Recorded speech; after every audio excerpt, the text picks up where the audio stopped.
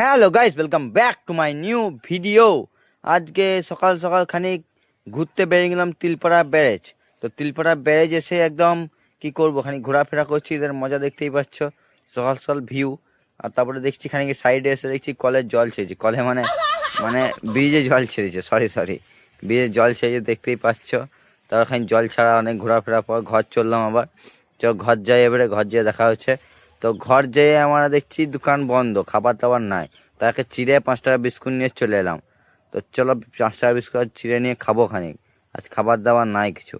তাই চিড়ে আর বিস্কুট মারলাম, সাঁটিয়ে ভটাভট করে মেরে দিলাম, বিস্কুট চিড়ে মিশিয়ে মেখে দিলাম। খাওয়া দাওয়া হওয়ার খানিক আবার চলে এলাম দীপঙ্করে, ভাই গেছে চেয়েছি আমরা, দেখতে পাচ্ছি অভিভাই বসে রয়েছে।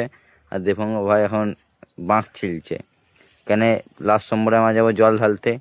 তো এখানে ভিডিও শেষ, টাটা বাই বাই, পরে দেখা হচ্ছে, বাঘ ছেড়া দেখালাম, বাই।